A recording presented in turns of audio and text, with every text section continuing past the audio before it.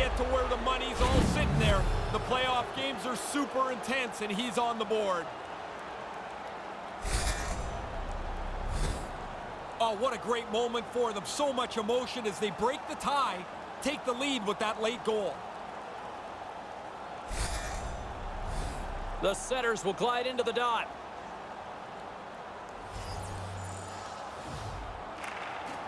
Well, that's one way to win the draw as he skates away with the puck after the two centers were tied up.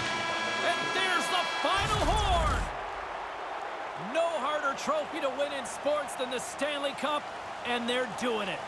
Every time I see the players celebrate, I can't help but feel a little jealousy for the fact that they got to run through the final stage. They deserved the trophy, and I never got to lift it. I look at them and I go, man, you guys have accomplished everything.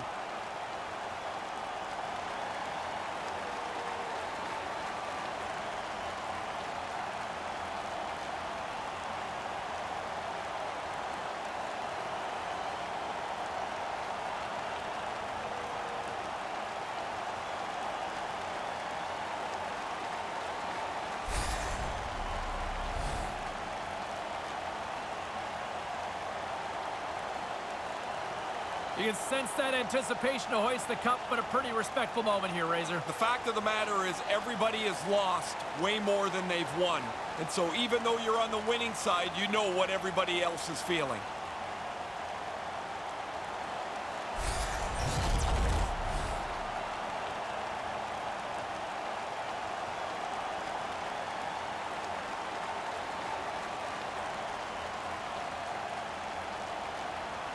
What an impressive run, and I think well-deserved to be named playoff MVP. I've always noticed that the player that gets named Conn Smythe Trophy winner is always a little uneasy because it's such a team win, the Stanley Cup, of course, that the Conn Smythe feels a little awkward in this spot. It's also huge. It's a giant trophy.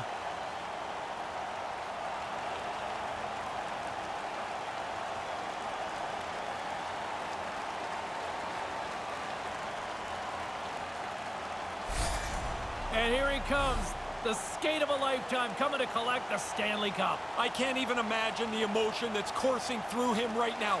All this work, all those years, and it's going to be culminated by holding the Stanley Cup over your head.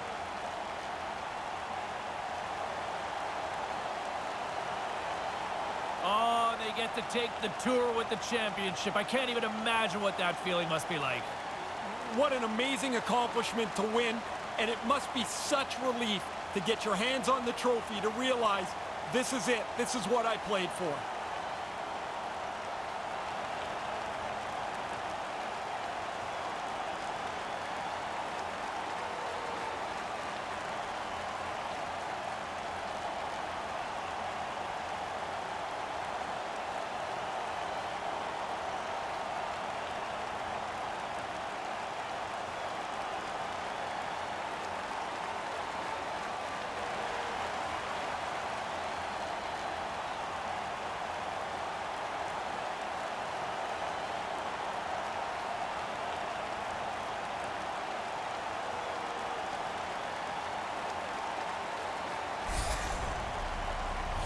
And as they gather for the team photo, there are your Stanley Cup champions. This is the emotional picture, the one with the cup for the first time.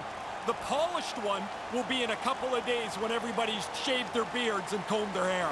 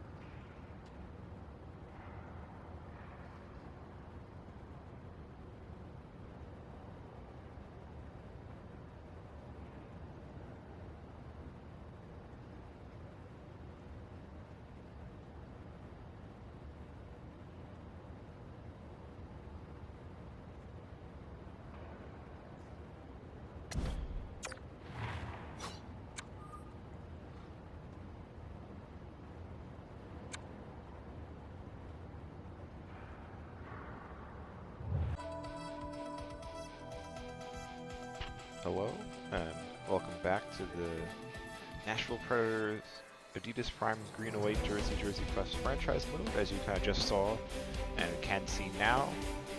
This is going to be the last installment of this series, because this is in a little video you just saw at the beginning before I started talking and whatnot.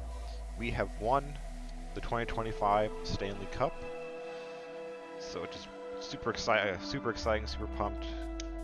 Didn't expect it to, happen this quick. When last video, I was like, "Oh, this is where the fun begins. We're gonna be able to, assemble the roster in a better manner and whatnot, and results should improve and all that."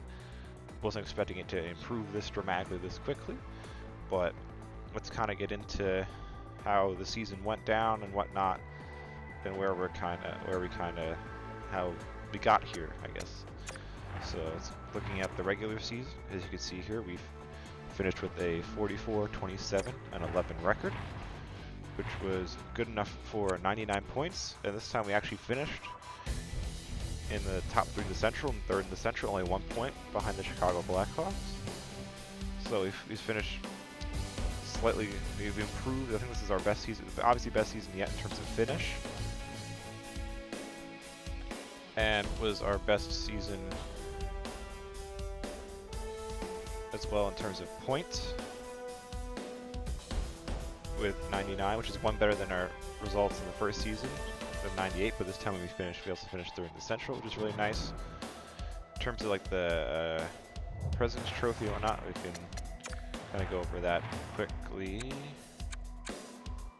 President's Trophy was won by the Ottawa Senators in the Atlantic Division. They had 107 points. That's like the weakest, I think, President's Trophy winner so far. Yeah, it's the weakest in terms of points, but still 107 points is nothing to be sniffed at, I'd say. Especially kind of in the Eastern Conference, just kind of seeing as the tougher of the two conferences for many people. But in terms of kind of regular season stats, since this is kind of our last season, I'm going to kind of go into things in a little bit more detail, because it's like our last season, kind of see how things went down. As you can see here, our leading scorer, we had tie for leading scorer between Matt Duchene and Philip Tomasino, who were the center and right wing on the first line. They both had 76 points. Duchene, 23 goals, 53 assists, 76 points. Tomasino, 25 goals, 51 assists for 76 points. They're like a good plus minuses, as you can't tell based on the plus minus stats. Their linemate on the first line was Eli Tolvanen, who finished with a pretty solid season, 33 goals, 23 assists, 56 points. In terms of the second line, that was centered by Ryan Johansson, 61 points, 24 goals, 37 assists. On the left wing of that line was Philip Forsberg, 27 goals, 29 assists, 56 points. And on the right wing, it was Mikael Granlund, 16 goals, 40 assists, 56 points. Third line,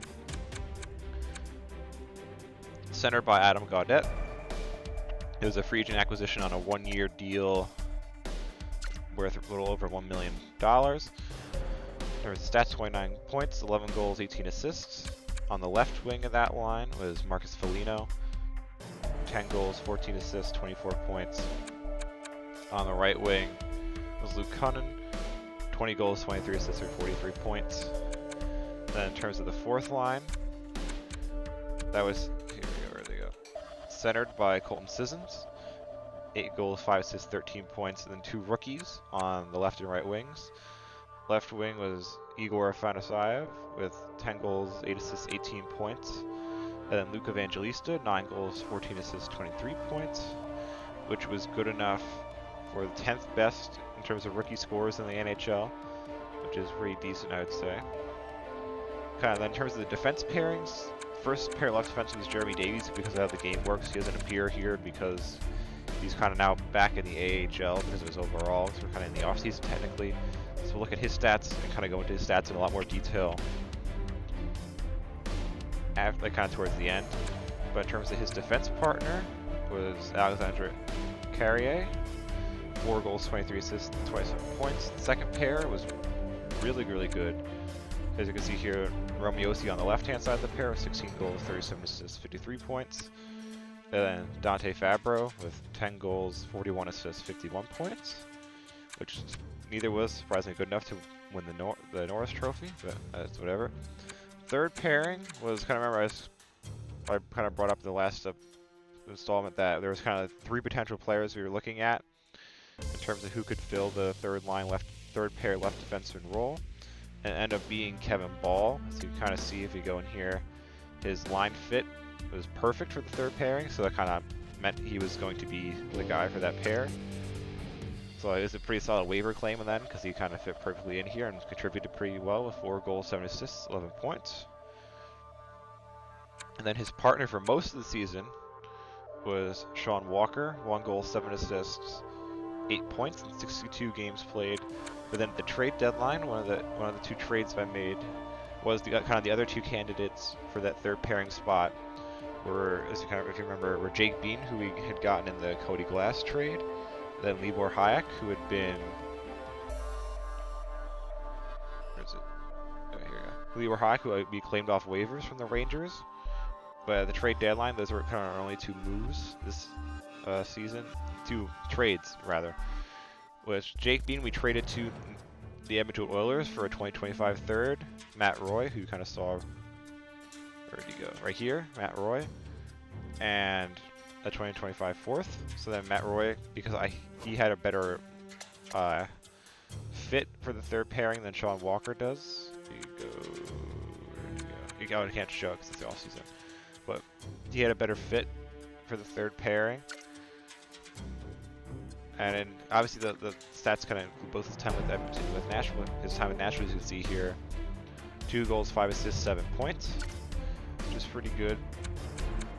Then kind of the last player here is Jacob Brana. He was kind of a kind of happenstance, coincidental, whatever you kind of want to call it, signing is when, not anticipating that we were going to win this Stanley Cup this season, I was kind of using my pro scouts to scout potential upcoming UFAs who were going to kind of fit in spots I thought we were going to have needs for in the lineup in the summer.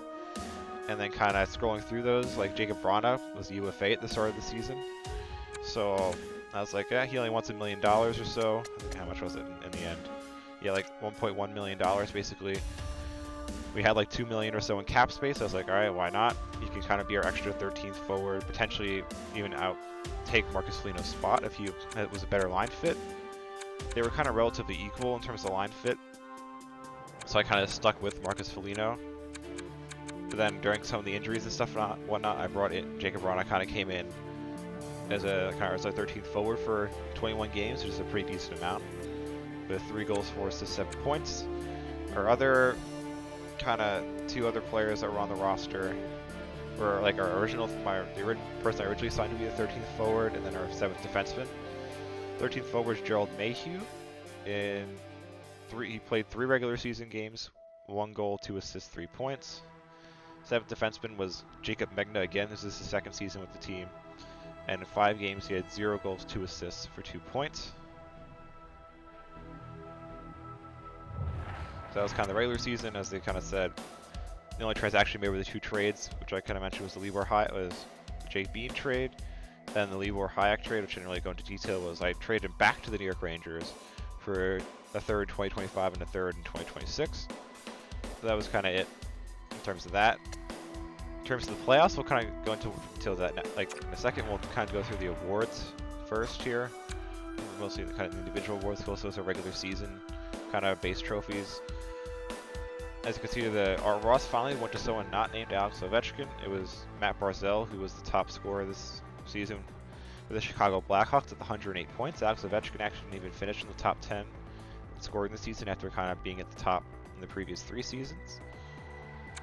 Next up, kind of Barzal kind of swept a lot of trophies this season. Hart Memorial as well. Norris was Cale Makar for the 2nd time in this franchise mode. Lady Bing, Barzal. Calder was a kind of game-generated guy, so kind of skip that quick. Conn Smythe, we'll kind of get to more detail on that in a sec. Vezina, Igor Shesterkin, back-to-back years. He also won the Jennings. The Masterton, skip that over, it's kind of irrelevant. Jack Adams is the Carolina Hurricanes coach. So if you look here, let me just kind of see. They finished in the first wild card in the East with 98 points. And which I guess it's a 12-point improvement off of where they were last season, which was 86th, as 6th in the Metro. So that's a decent enough improvement, I guess. But again, I don't really know like what criteria the game uses to decide which coach/team gets the Conn Smythe Award. Selke, Sidney Crosby, and the Lindsay was Matt Barzal as well, and Ovechkin, as he has been for every season in this franchise, the Rocket Richard winner. Now kind of going into the playoffs, we'll kind of go through the playoff tree here and kind of go through each series in a little detail. First round was against the Chicago Blackhawks, so I mentioned finished second above us, 1 point above us, second in the Central Division. We won Game 1, 5-0. Game 2 went to Chicago, 1-3. We then won Game 3, 4-3. Chicago tied the series up at 2 with a 1-3 win in Game 4. And we then won the next 2 games to finish the series out, 3-2 in Game 5 and 2-1 in Game 6. Second round, as you can see, we got matched up against the Dallas Stars, who were the second wild card, having finished 5th in the Central Division to beat Minnesota 6 games in the first round. As you can see here, it took us 7 games to knock out the Stars. We won the first 2 games of the series pretty dominantly, 5-1 and 6-1. Nashville then won Game 3, 3-1. We won Game 4, 2-1, which meant we had 3 chances to close out the series. We couldn't get it done in Games 5 and 6, which Dallas won 4-3 and 4-1. And then Game 7, guys, my eyes closed, fingers crossed, hoping I would kind of get the pop-up message when I opened my eyes that, the next round of the playoffs has started. You're going to stop the sim, which we would have won, or it would have just kind of kept going, and the season would have been over. But we won Game 7, 3-0, which means we got matched up against the Seattle Kraken in the Western Conference Finals. The Kraken have finished second in the Pacific Division with 88 points. As you see, they took out the Anaheim Ducks in round 1, and then the Winnipeg Jets in round 2. As you see here was the sweep. We kind of brushed them aside with ease, relative ease in the Western Conference Finals. 3-2 Game 1, 4-1 Game 2, 4-2 Game 3, and 4-3 Game 4. In the Stanley Cup Finals, you see we got matched up against the New York Rangers. As you can see here, the series went to 7 games, so it was a pretty dramatic Stanley Cup Final. The Rangers won the opening 2 games, 6-1 and 1-0. So we were kind of on the brink pretty early on, but we then kind of stormed out and won games 3-5 by scores of 4-2, 4-3, and 4-1. Which meant when we were in Game 6, we had 2 chances to close out the series and win the Stanley Cup. Game 6 was at home. Game 7 was on the road at Madison Square Garden. And these games, kind of like how I kind of do things with these, is more to kind of get the video footage of like the players hosting the Stanley Cup and the award ceremony and all that good stuff, instead of like using the advanced day kind of thing to like just move through the calendar, like I do during the regular season, did during the other playoff series for the Game 6 and Game 7. What I did was like, I guess I don't know what the official term for it is, but the slow sim, where you actually kind of like, or on that day you click on the game, instead of hitting play you hit sim, and it like kind of brings out to you to like a screen, and you can like adjust the speed and all that, and it kind of time just ticks by, and then like it'll stop the game and pop up with like who scored the goal and whatnot. So Game 6 at home in Nashville, we lost 3-1 to the Rangers. Then Game 7, as you kind of saw, like at the end, like the video portion at the beginning, I kind of showed the goals from like the stats screen at the end of the game to kind of see how the game unfolded. But if you kind of saw there, we were knotted up at 2 goals apiece heading into the 3rd period. Around halfway through the 3rd, I think it was like pretty much almost exactly at 10 minutes left, the Rangers scored a power play goal. I'm pretty sure it was Chris Kreider. And then kind of the sim was continuing. We got to like around 4 minutes left in the game. And I was kind of like, you know what? Screw it. This is like, if it was pretty much any other team, I probably wouldn't have done this, and I kind of would have let fate take its course and whatnot and see what happened. But because it's the Rangers, as an Islanders fan. I was like, I can't let the Rangers win the Stanley Cup without me trying to do something to stop it. So I kind of hopped in with like 4 minutes left. Because what you can do from like the when you do like the slow sim is you can pause the sim and hop into the game and play the rest of the game out from like that point on, which is something I kind of wish they could kind of improve upon and make it more like FIFA or FC 24, where in FC 24 you can they have like a kind of similar slow sim system, but you can say pause the sim, hop in, play a little bit, say like you go down 1-0 or something, pause it, hop in, tie the game back up, and then jump back to the simulation and let the simulation keep going. But in NHL, you have to once you stop the sim and hop in, that's it. You're kind of committed to the end. You got to play the rest of the game out, even if you say you sim a minute at the beginning of the game, and you hop in, you have to then finish the game out. You can't hop back out into the simulation. Like the slow simulation style, at least if you hop out, it just sims the rest of the game and that's it. So that's something I think EA should try and improve. Obviously they have some sort of system to let you do that in FC that they can't transpose the code or something or figure out a way to make the system work for NHL. But that's besides the point. So as I was kind of saying, the Rangers scored power play goal, 10 minutes left. They were up 3-2. Then I was with 5 minutes left, I was like, all right, I can't let this happen. Jumped in. As I kind of do things, position locked as left defenseman and whatnot. We're going, we get a couple of chances, I can't put them away. Shesterkin makes some saves. Then we get down to around a minute left. I think it's pretty much I think it's 59 seconds or so. Then I take a shot. Shesterkin makes a save. He covers the puck. Whistle. It's a face-off in the offensive zone. I'm like, it's now or never. Really, it's Game 7 of Stanley Cup Finals. Now or never. I pull the goalie, and we win the face-off. We keep the puck hemmed in the zone for 20-30 seconds. We're getting the puck around. I really didn't actually do much in terms of, I think maybe helping to keep the puck in the zone a little bit, but the forwards, they were kind of controlled by the game. My team, so I think it was the first line. Them do a nice passing play, I think from Tomasino off the wall to Forsberg, and then Tolvanen was kind of parked right in front of the net on the right hand side, right by the blue paint, wide open. Forsberg manages to get the puck to him, and he easily taps it in past Shesterkin to tie the game with 10-15 seconds or so left. Which I think that you can probably, if you're from that initial video point, the little screen at the end where it shows the 3 stars and stuff, you probably saw that footage in there. It's all 3 of those players, everything pretty much were the first through, were the 3 stars of the game, so they kept showing that little footage. That's all the game really had to show for them. So as I said, the game is tied 3-3 with 15 seconds to go.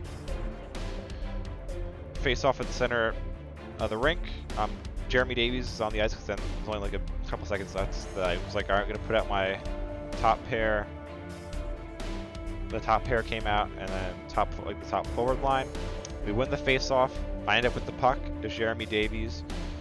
I skate up the middle of the ice. I'm able to kind of snake my way through our players and the Rangers players, get into the offensive zone.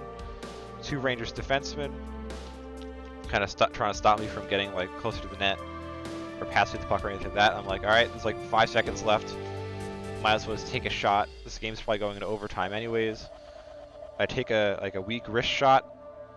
As you kind of see in the video, Shesterkin gets a chunk of it, but not all of it, and it squeaks past him over the line into the net, and we score the goal with 5 seconds left in the game, which is going to clinch the Stanley Cup pretty much, which is pretty crazy. You kind of saw in the highlight, it was Davies' first goal of the playoffs in this season, which is then because he hadn't really produced at all in the prior 3 playoff seasons. So it was his first playoff goal in his NHL career in this franchise mode.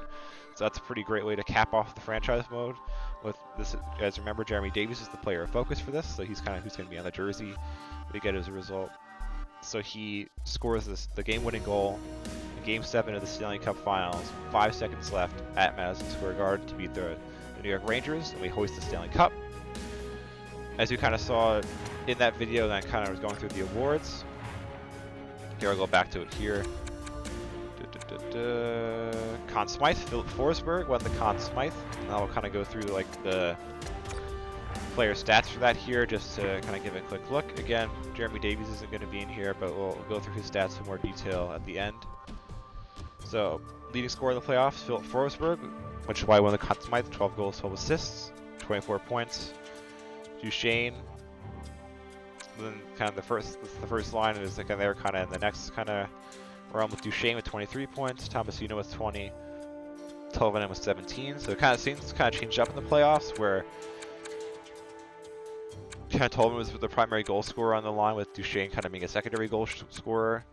Duchesne kind of became the primary goal scorer in the first line of the playoffs. Then I kind of hear Johansson Granlund from the second line with 15 points and 13 points.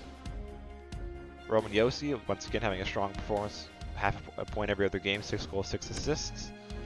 Luke Cunnin from the third line, kind of surprisingly stepping up in a big way. 4 goals, 18 assists, 12 points. 4 goals, 8 assists, 12 points, sorry. Dante Fabro, 9 points, all assists. Evangelista, 3 goals, 5 assists, 8 points. Sissons, 2 goals, 6 assists, 8 points. Marcus Foligno, 3 goals, 4 assists, 7 points. Igor Fanasayev, 4 goals, 2 assists, 6 points. Carrier, 1 goal, 5 assists for 6 points. Kevin Ball, with a goal scoring machine, 3 goals, 1 assist, 4 points. Audette, 2 and 2 for 4 points. Raw, 1 and 1 for 2 points. Then kind of, as I said, we'll go into Davies stats in more detail. I'm kind of looking at the goalie stats, which I did kind of forget to go through for the regular season, so we'll do that in a second. But in the playoffs, UC Saros played every minute, pretty much, of every game. Except, let's see how many minutes did he actually play.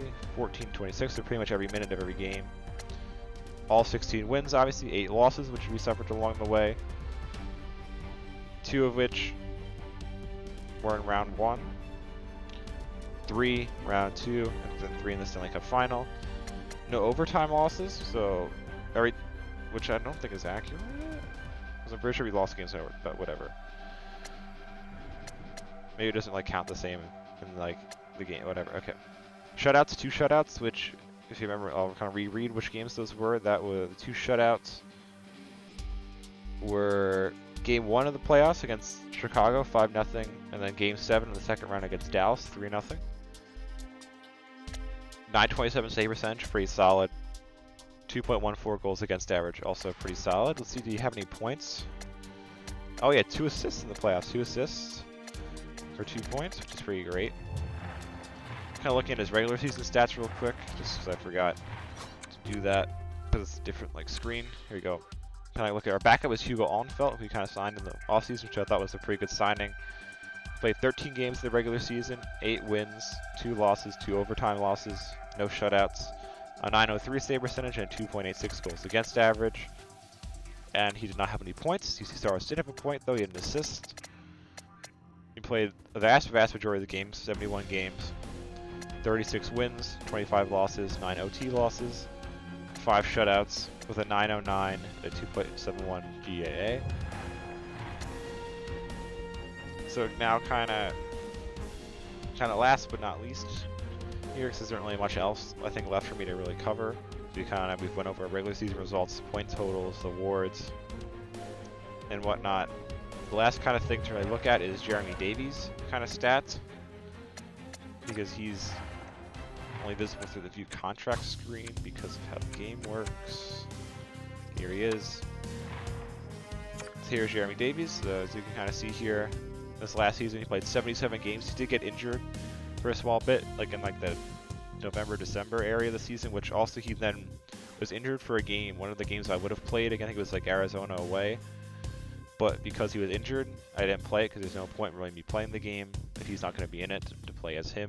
So I advanced staged him through that game instead. This is his best, kind of the second best season, but really is probably his best since that's like this first season I played like a bunch of the games. This season I played a lot less compared to them. 7 goals, 17 assists for 24 points. Got to have here my little who's this notebook here. Yeah, of those 24 points, I contributed 2, 3, 4, 5, so around like a fifth of the points. 2 assists in a game against Buffalo, one which was an empty netter, assist for an empty netter. An assist against 2 assists in different games against Vancouver, and an assist in a game against the Sharks. And in the playoffs, like the 2 seconds I played, it was him scoring the goal against the New York Rangers. So I'm gonna kind of do some quick maths here. We'll kind of total out his kind of career totals, because actually it's probably easy enough, right? Because I think, yeah, okay. His career totals, it's gonna be easier enough to math out because the only other season he played was the 2020-21 season. So as you can see here, I'll math out the numbers real quick on my little calculator. So in total, he played 323 regular season games for the Predators during the course of this franchise mode, with 26 goals, 49 assists, for 75 points in total, which is pretty, I'd say, pretty decent for like a not like offensively known defenseman. In terms of kind of like my contributions to that, this might take me a second, but I'm gonna do the math kind of real quick. I contributed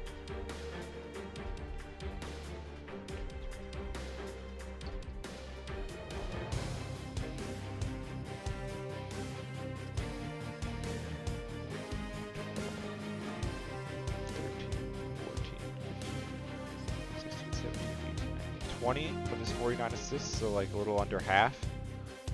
Then in terms of goals, 1, 2, 3, 4, 5, 6, 7, 8, 9, 10, 11 of assists in the regular season, again a little under half. So 31 of his 75 points, so a little under half, were scored by me. I'm kind of playing as him in various games. In terms of his playoff stats, let's look at those real quick to finish off. So all of his playoff games were played with the Predators, as you can kind of see here. It's 50-50 playoff games between the 4 seasons. 1 goal, 5 assists, 6 points. Of those points, I contributed, I think, exactly half, with 2 assists in the 2 assists he got in the 2022-2023 playoffs, and then the 1 goal, his 1 playoff goal in his career, which was the Stanley Cup winner in Game 7 of the Stanley Cup Finals against the New York Rangers. So 6 points, 50 games, not bad. So as you can see here, his playoff runs were extended runs, he did score points. Right here playing as a top pairing defenseman this last playoffs. But kind of with that, that's kind of, as I said, this is kind of the last iteration of this series, this franchise mode, because as we did kind of reach the pinnacle and we won the Stanley Cup. There's nothing else really for me to do with this one, especially his contract's expiring, so it's kind of, he's going to potentially walk UFA, whatever, but that's besides the point. But this is kind of the last installment of this series. If anyone actually watched this, then thank you for watching. And at the time we recorded this, the Destiny Dogi Tottenham Hotspur kit quest is not kind of being completed yet, so that'll still be ongoing. This is kind of the last episode of this specific series. So that's again kind of the jersey will be eventually on my Instagram at some point in the future. Which the post of that will eventually either be in the description or pinned in the comments if you want to kind of take a look at that eventually. But kind of once again, if anyone's watching this, thank you for watching, and I guess hopefully you watch any other videos I post in the future. So thank you.